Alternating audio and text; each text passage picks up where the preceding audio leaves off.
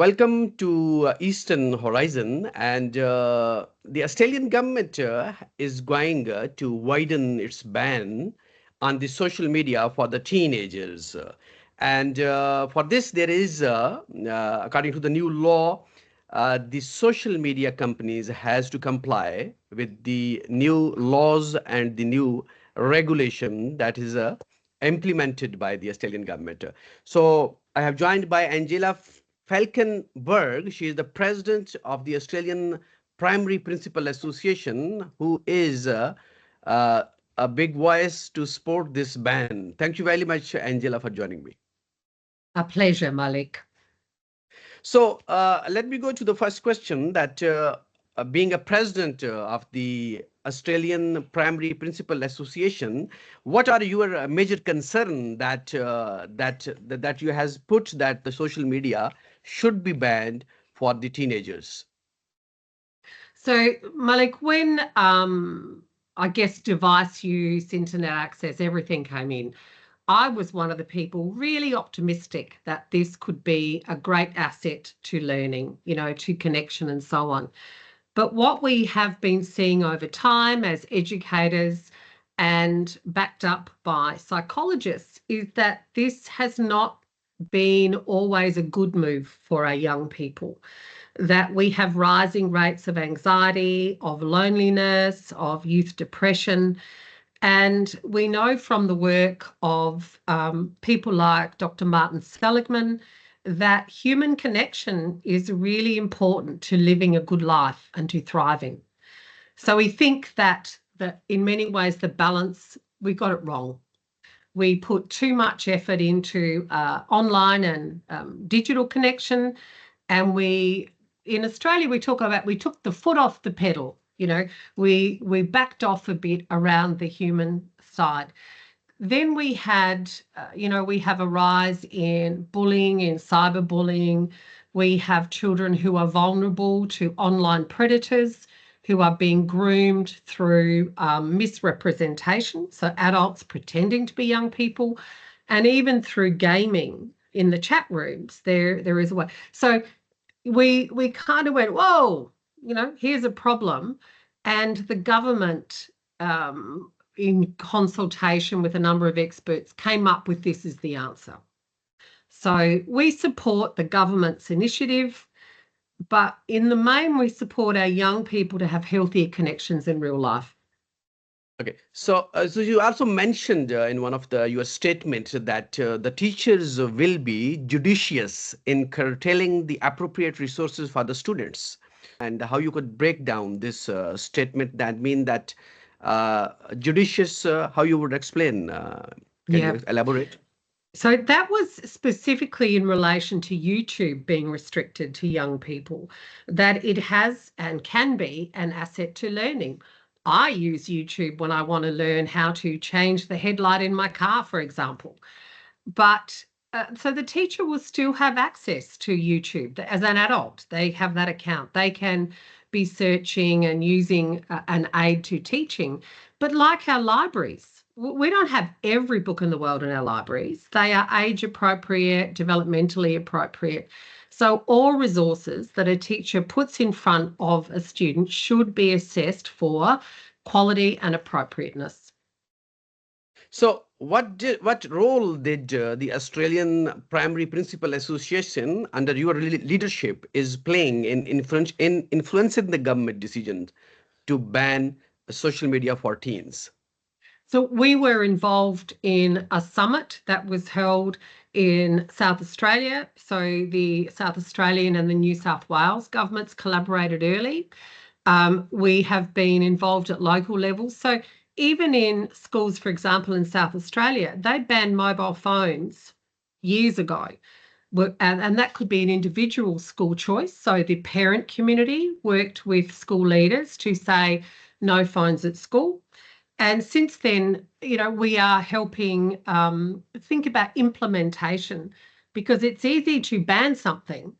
The hardest step is how do we monitor it, support it, and how do we assure young people who have grown up with access that life will be okay without their social media which can still be used at the family level. So fat parents may have an account and use it for communication. Do you know young people, Malik, can pick up a phone and talk to someone and they can send an email too. So we're not cutting people off. We're just thinking about how do we communicate in ways that may not be through social media. Okay. So as you mentioned that this online bullying and harassment and it has been reported and it's getting more and more common.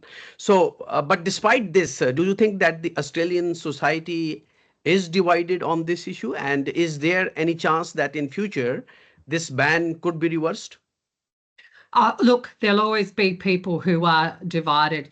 You know, we have speed limits on our roads, 60 kilometres an hour. How many people get speeding fines? Like, you know, people will do this. I think there's a grief that comes with loss, you know, so I can't do something, I'm anxious, what am I going to do? We settle, we can survive. I remember, you know, just we love the immediacy of things. We're not good at waiting. That can be a challenge we need to address. But around the bullying piece, at the same time, we have a review of bullying or looking at anti-bullying in Australia, which we have contributed to the review in recognition that this is not a light-hearted thing for children to experience. This can be devastating to their life, to their living. We have children who take their lives, they suicide through this. So always as adults, we need to be mindful that we set the tone for our young people. Yes, they may not like it. There are children who don't like wearing the school uniform. There are children who don't want to wear a helmet when they ride a bicycle. But as adults, that's our job. Our job is to care for them and nurture them and to reassure them that it'll be okay. So, do you think that is there any potential challenge for the educators after this ban? And do you think that is there any balancing policy while blocking the harmful content and to make way forwards without this ban? Look, I think for educators, just limiting mobile phone use was a huge freedom for us. You know, many teachers reported they were saying, you know, screens down, eyes here. Not all children. I mean, it's an addiction thing. That's part of it. You know, we need to name that there's an addictive quality in some of the social media, in how the algorithms work. They call it the dopamine dip. You know, I get excited, I get pleasure. So we know this isn't easy, but for educators, time was wasted in talking about phone use full stop. Cyberbullying, the bullying that happens outside of schools, presents a challenge for educators. It takes our time. So anything we can do to keep young people safe and focused on learning at school is a benefit to educators. Now, over time, we have to see, like, what's the saying that perfection is the enemy of progress? We're having a go. In Australia, we talk about give it a crack. That's our motto. We're going to have a go. What do we learn from this? What might we need going forward? There'll be, of course, bumps, but educators are savvy, clever people, always finding a way. We'll do it. My final question is this: that how you would respond to the advocacy groups and the tech giants companies who are in the favor of going this social media for the teenager and who are against this ban? How you would respond them? Yeah, well, they've got a product they're selling. You know, of course they're going to believe in it and believe that it's fantastic. And many people will say it has been life-changing in a positive way to be connected. However, our young people are not adults. You know, again, we're always thinking about what's in their interests. A tech company, if we said, what's in your interest, what would they say? To get more people using our product. Yeah, that's cigarette companies had a similar motto, but we've learned that over time, smoking does do harm. And so we've put limitations around that as well. Uh, you know, there'll be something next week we all buy into and say, this is amazing. And then we'll go, oops, maybe it wasn't. Thank you very much, Angela Falkenberg, who is the president of the Australian Primary Principal Association, for your time. Thank you, Malik.